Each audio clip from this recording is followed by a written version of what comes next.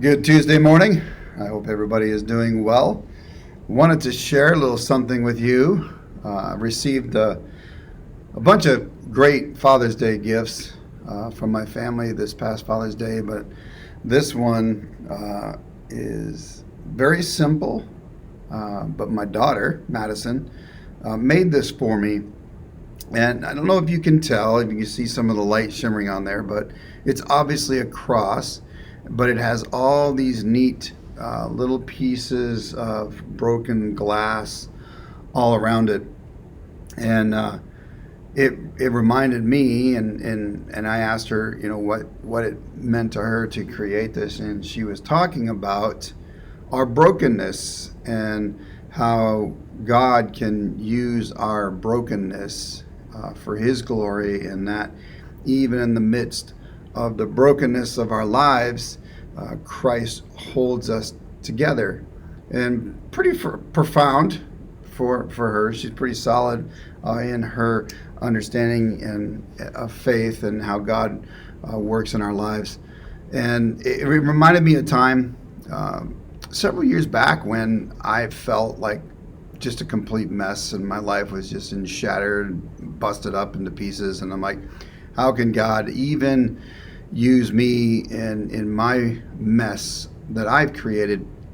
And God led me to this verse in Zephaniah. I don't know about you, but I've never spent that much time in the book of Zephaniah, but there is some great wisdom in this book.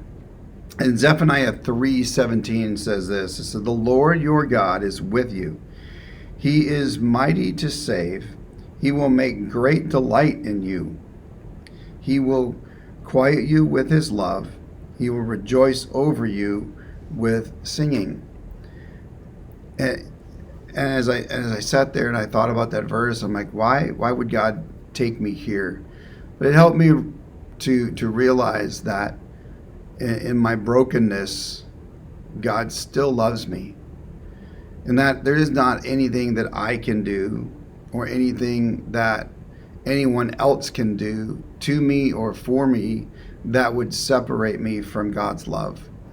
And it is when we can grab a hold of that and believe that God's love can bind our brokenness together, that we get to rejoice in what God is doing in our lives. And there's another verse that talks about how we are jars of clay.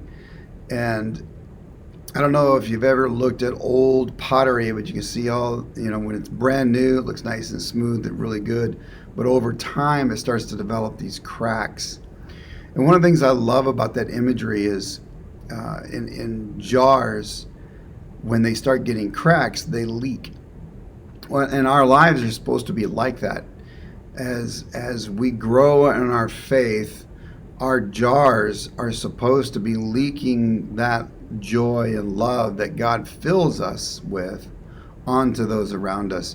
He uses the brokenness of our jars for His glory. And He uses the brokenness in our lives to draw us close to Him.